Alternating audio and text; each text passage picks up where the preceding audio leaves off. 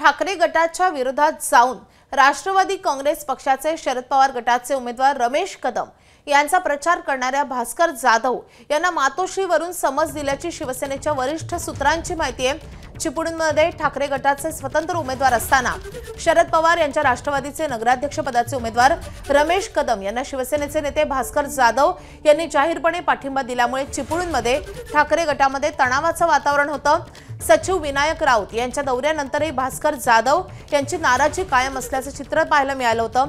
काल दिवसभर भास्कर जाधव यांनी रमेश कदम यांचा प्रचार केला आणि भास्कर जाधव यांच्या नाराजीची दखल घेत मातोश्रीवरून घेण्यात आल्याची वरिष्ठ सूत्रांची माहिती आहे।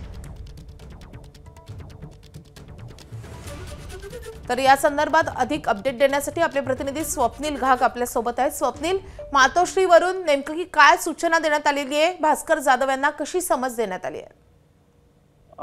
आपण जर पाहिलं तर चिपळूण नगर परिषदेची निवडणूक जाहीर झाल्यानंतर नगराध्यक्ष पदाच्या दाव्यावरून दोन पक्षांमध्ये युतीच्या संदर्भात महाविकास आघाडीच्या संदर्भात चर्चा होता।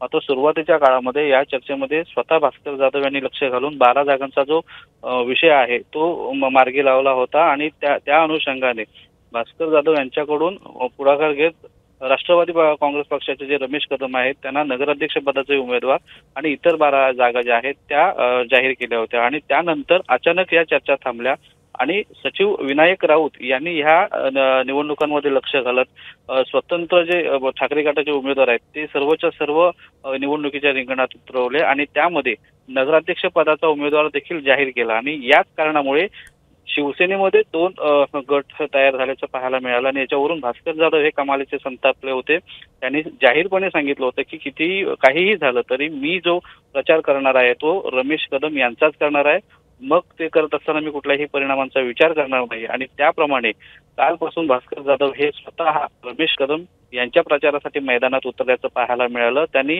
रमेश कदम आणि त्यांच्या ज्या वार्डातले इतर ठाकरे गटाचे मशालीवरचे जे उमेदवार आहेत त्यांचा प्रचार केला। मात्र असं असताना ठाकरे गटाचं स्वतंत्र जे पॅनल आहे अगदी नगराध्यक्ष पदाचंही हे आता चिपळूणमध्ये निवडणुकीच्या रिंगणात आहे आणि असं असताना कुठेतरी ठाकरे गटात दोन गट झाल्यामुळे पक्षाचंच नुकसान होतंय की काय? नक्कीच भास्कर जाधव आता यानंतर काहीसे बॅकफूटवर येणार का हे पाहणं महत्त्वाचं असणार आहे। स्वप्नील, धन्यवाद या सगळ्या सविस्तर माहितीसाठी। एबीपी माझा, उघडा डोळे बघा नीट।